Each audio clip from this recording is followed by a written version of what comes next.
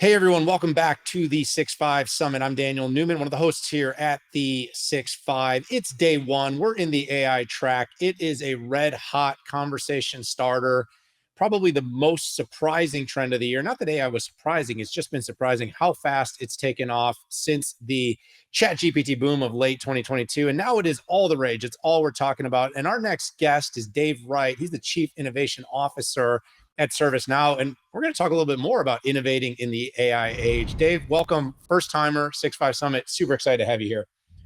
No, thanks for inviting me on, Dan. I'm happy to be here. Yeah, it was great. You know, kind of picking up our conversation from ServiceNow's knowledge event where you and I had the chance to sit down. And you do have to say, I mean, it was like we talked about a lot of things, but I think everyone kind of walked away from the event. You know, it was just AI, Right, and just right. looking at every part of your business. How does this help us be more productive? How does this help our workflows? How does this help, our infrastructure, our utilization of data? How does this help, everything? As I was leaving that event and pretty much every other event I've been to this year, it's been all about AI. Yeah, I agree. I mean, it's really caught everyone's imagination, and it's interesting because AI's been around so long, and even like the traditional AI with things like prediction, virtual agents, people have been doing that for a while. But I think this kind of I think what people didn't have before was this like public access to AI. Or, well, actually, they did have public access, but they didn't realize that it was just being used in the background. But when people suddenly got the capability to go onto a generative AI model like ChatGPT and just be able to use it for everything, that's what really seems to have changed it. And it's quite weird to see the the consumer world drives the enterprise world sometimes for things like UI, but I never expected it would do it from an AI perspective. So I think it was just like the massive adoption rates. But yeah, the interest in it's phenomenal. I Yes, um it seemed like it was like this slow boat to China, Dave. Like it seemed like we were on this enterprise AI slow boat, that we were on across the seas. We were moving. It's like we were doing analytics and we were doing ML. And we were doing it, and it was like just progressing. And then, like you said, the consumerization went like boom, and it was like one day, all of a sudden, every enterprise was like, "Wow, we can do this fast." And it all started because you could ask it to like summarize how to take a 5-day trip to right. Australia and make that easier. And it's like, oh, well, we could maybe do this to offer service to our customers. And I think it was the fact you suddenly noticed your kids had worked out ways of using it, or even when I was using it, I was like, well, you think of what we do for a living. You do something where you're presenting. The hardest thing to do is come up with. It's not what I'm going to say. It's coming up with what subjects you're going to talk about. So, just for me, the capability to say, "Hey, I'm doing a presentation on this. What should the areas be?" and get that outline. That saved me so much time with just a piece of white paper that even I started using it to look at how I generated things. And then I think the problem at the moment we have with generative AI is people can confuse it with artificial general intelligence, which are two different things. So the one thing I'm still not 100% confident with is I think there's an urge sometimes to use it for content, and unless you're going to go through and validate that content, that's still a challenge. Interesting question though for you is, have you used it in any ways like that you don't expect? Like for instance, um, I've started using it when I transcribe a conversation like this, and then I ask it to summarize it. So I don't want it to necessarily use the open internet data for content creation because I'm still worried about the hallucinations. But Right.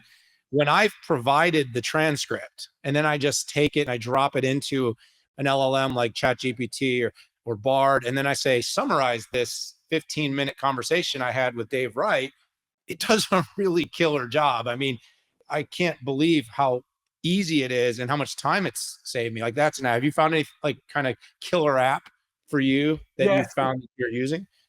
So one thing I was using it for that I hadn't really thought about was I was I was practicing giving presentations. So I was just recording a presentation so we could send it out to other people in the company, so just so they could learn how I presented it. And I recorded it on Zoom, and then I went to the Zoom playback, and I was looking at the transcript on the side, and I thought, I wonder what would happen if I just cut and pasted that transcript, and then use ChatGPT to summarize that, or get it to reframe it, or do it in a different voice. And you can play around with the way that you present, and have it come up with different ideas or different suggestions or different points of view. And that is quite cool, because it is, as you said, it's working with your data, so you tend to get less around the hallucination side. But I've done that, and it's come up with ways of me presenting ideas, and I thought, wow, that's completely different to what I would have said normally. So that was a use case that surprised me. Um, Obviously, I've got the same thing that everyone else has got with watching kids use it to generate essays and summations for school. But I think there's as soon as you saw ChatGPT out there, then you saw Zero GPT trying to detect if it was happening. So there's this kind of arms race as well around who's It's like using AI as security, a. the black Yeah, hats and the white hats, and it's same thing now. It's but at the same time, it's like we need to actually rethink education, because we need to rethink the fact of what we needed to know and what we needed to learn and what we needed to memorize. Now we don't. So what is the way we up level all of society? I think the educators, I mean, in the short term, yes, we need to make sure kids aren't cheating on writing an essay. But the question of why they wrote the essay and the requirement to learn that material the way, versus being able to generate more quickly, I don't know. I mean, it's kind of like, should a business try to save 90% of their cost on content creation, or should they try to create 1,000% more content? And I think we're kind of trying to do the cut 90%. And maybe we should actually be doing, hey, let's do 1,000% more, because the way we learn, the way we become, you do knowledge, but knowledge able versus being knowledgeable. I mean, it is different now. right. And I think these tools are going to change that. Yeah, I mean, if you look at if you imagine reversing the use of something like that, so from an education perspective, if you use that to understand the way that people like to learn, and the concept of being able to present them data in a way that was more consumable for them, it could actually advance education rather than hindering it. In much the same way, I don't think when we look at what technology did for maths, for example, it's not like when we suddenly came out with a calculator, everyone suddenly lost the ability to perform any kind of mathematical calculation. I think there is a fear sometimes that it'll go too far, but there's so many benefits you can get from it. And I think when I look at people, so if we move it back to a work environment, when I look at people in a work environment, there's still feels like it's quite mundane, it's quite iterative. People are looking at it and going, hey, I'll be able to look at all the information I've got and summarize that information. I'll be able to have an interactive conversation. But all you're doing is doing what you did before in a better way. Rather than having to click the links, now you've got the summation. I don't think people have quite made the link that you could look at massive projects and process the data from that and say, how could I do it better? How could Yeah. I actually improve this next time? So I think people are still, they've got this really narrow view of what they're looking at the moment. When I think give it a while, people will start to expand out and realize what they really could do. Yeah, I think so too. And I think that's something that we can have some fun and we'll keep talking about. You being the chief innovation officer, AI has got to be one of the big trend lines. I'd love for you to kind of pair that up with some of the other big emerging trends that you see, and then kind of talk a little bit about how you see this broader set of trends, changing the way companies and employees work. And this is something at ServiceNow you have to be thinking about all the time. Yeah, I mean, it's funny watching it go in cycles. So if I went back, maybe if I went back 12 months, at least once a week, someone would want to have a conversation about the metaverse. What's ServiceNow's role going to be in the metaverse, and let me show you what we're going to do in the metaverse. And then about 3 months ago, that just died out. People didn't want metaverse conversations, I think, because people had realized that there was interoperability challenges, and what they were showing me wasn't really the metaverse. It was just what they did in a 3D model. So that kind of peaked and troughed really quick.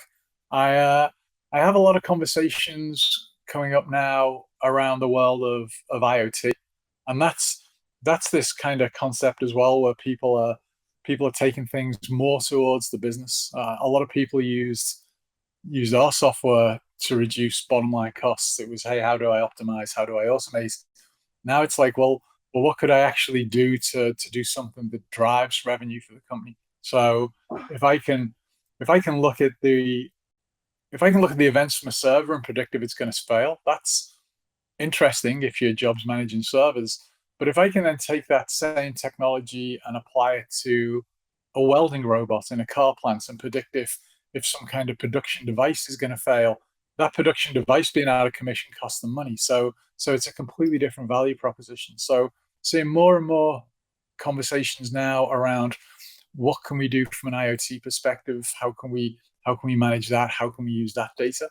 Um, It'll be interesting to see as we consume more and more data into the world of AI, whether DLT comes into play a lot more. So I'm getting a few customers now that are interested in distributed ledger technology, and what can I actually do around things like some cases are like smart contracts. Some is looking at carbon offset and being able to have veracity around the data for carbon offsets.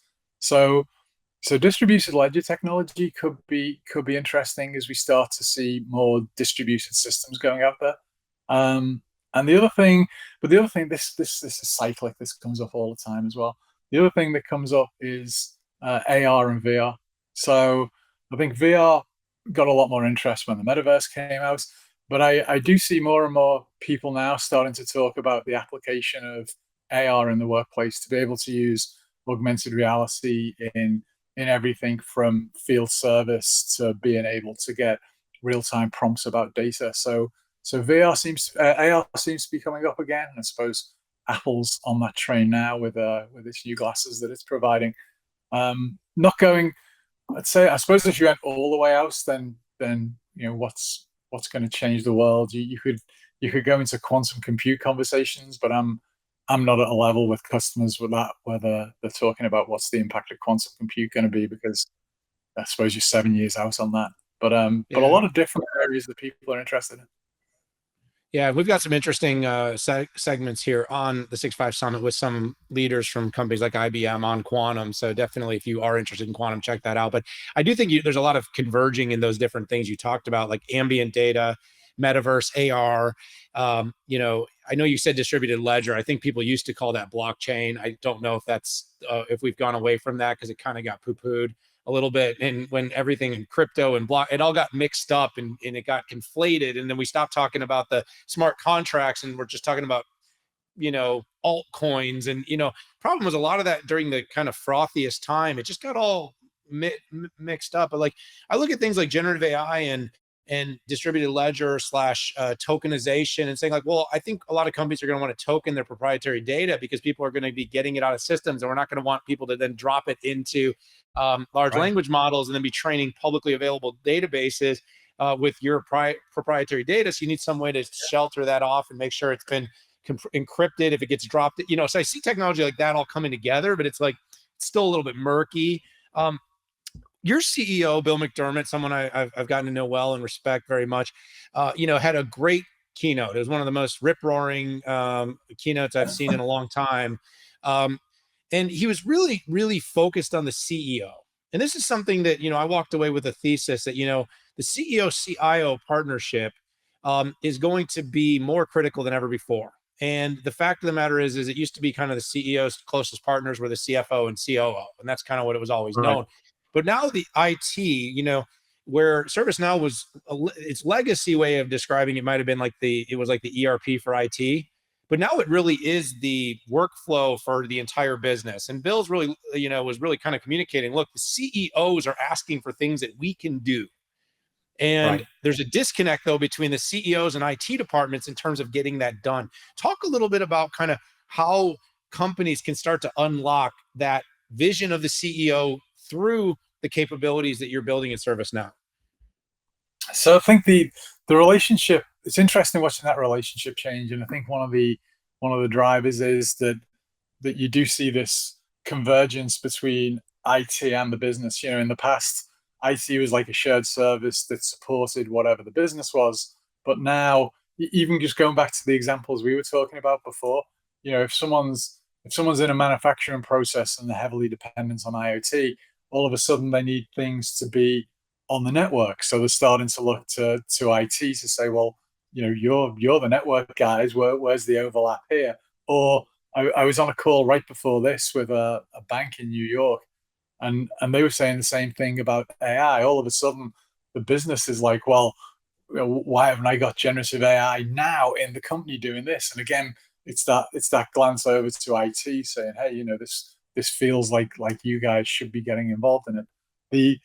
The challenge I've always had in the 12 years I've been here is quite often when you go into the world of looking at how you manage workflows across an enterprise, you realize that the workflows tend to flow between different departments. So, yes, you can sell something to IT, you can sell something to human resources, but really, it's the CEO that cares about everything. It's the CEO cares how work flows through the entire company, how productivity is affected. Everyone else is much more concerned about their department. So I think the challenge is that the the CEO understands the challenge, but it's how does he get the rest of the company, or how does she get the rest of the company to think about that challenge? And that's where I think IT, for example, can step in, because IT is the one person that can say, hey, this company is all about providing a service, whether it's a product related service or whether it's a service where you're actually delivering something. IT knows how to manage service. IT is like the only part of the company that's had disciplines for 30 years in how you optimize service, how you measure my service. They're the people that get punished every year with here's less budget, do more.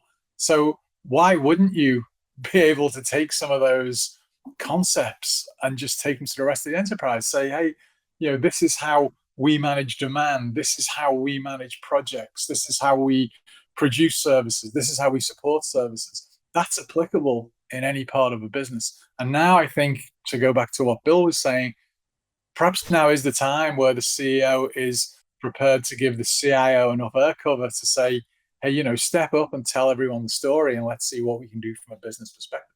And that's a change. Absolutely. Dave, it's been such a good time chatting to you. We got a couple of minutes left, and then I'm going to have to Okay. leave you hanging. But I'm already starting to dream up a follow-up conversation because there's so much work you're doing. And this is, kind of where I'd love to just have you talk for a minute. You know, Innovation at ServiceNow is a real priority. You've got labs, you've done a lot with product advisory, executive briefings, tons of partnerships, a number of which were announced. Just talk a little bit about kind of how innovation is inspired and how you're using these kinds of different innovation practices to really drive better experiences to your customers. So so the cool thing about this company, and this is why I joined it, was innovation's kind of always been at the core. So it's always been about, well, we understand what you could do with the platform. How do we explain to everyone else what we can do with the platform? So having these type of forums to do this, it's a great chance to get people in and actually have them physically experience what the platform's like. So be able to show them examples of what other customers have done, to be able to bring them together into groups. Even watching people when you get a group of telecommunications companies together, and one of them can say, hey, this is how we managed a 5G migration using this technology. Then you start to see people understanding, well, okay, I can understand how I can manage upstream and downstream devices. And then that flows through to perhaps a customer service conversation. How do I manage downstream sales from a customer service perspective? But it's also that balance between innovation and iteration. So the whole Steve Jobs, no one asked me for an iPhone, I had to produce it concept. You have to you have to strike a balance between going out there with something completely new and presenting it, and making sure that when people have made an investment, that you're constantly iterating on that investment. So some of the advisory councils are just how do we improve what we've got. But some of the things like lighthouse programs are a great opportunity for us to say, hey, we've got an idea, but you guys understand the business. Can you help us actually build the product and start to maximize what you can do with it? And then I think there was another great move was that whole separation we did years ago. We created a Now X group where they weren't focused on sustained engineering. They weren't looking at Redline so much. They were looking to incubate adjacent products to then be able to migrate them to other business units. And that meant that they weren't tied down to anything. So we've been able to bounce all kinds of ideas off them. It's led to process automation, RPA type solutions, and then completely new solutions like ESG. That's all come out of that group. So a lot of different routes to go down, and it's interesting as the company gets bigger and bigger. There's more and more people that come in with influence around what you innovate. So innovation doesn't sit with a person, or it doesn't really sit with a team. If you want an innovative culture, that has to sit with the company. Yeah, absolutely. And as I sort of wrap this up, I can say I sat in your financial analyst day. I listened to kind of how some of the vertical solutions got created. There's a very tight bond between the customer and the innovation team in terms of building out solutions and kind of taking your time and building them, making sure that they're not just veneers, but they are truly deeply integrated solutions that work for specific industries. And it's a lot of customer feedback that ultimately led to that. So, like I said, Dave, I wish I could keep going because I have so many more things I want to ask you. But what this does lead to for me, is a chance to set up a follow up to have you back on the show. But Absolutely. I just want to say thank you so much for joining me here at this year's 6 5 Summit. All right, thanks. I really appreciate it. Good to catch up again, Dan. Absolutely. All right, there you have it, everyone. That was Dave Wright. He's the Chief Innovation Officer at ServiceNow, and we talked AI, but we really talked so much more. We talked about AI and a number of emerging trends and innovation. Definitely something that is deeply entrenched in the company and his DNA, as you can see. Hey, there's so many more 6 5 Summit sessions. I hope you'll tune into all of them. Remember, they're available on demand. So if you can't watch them all in real time, come back, watch them later. But for this one, I got to say goodbye for now, but we'll see you on another one soon.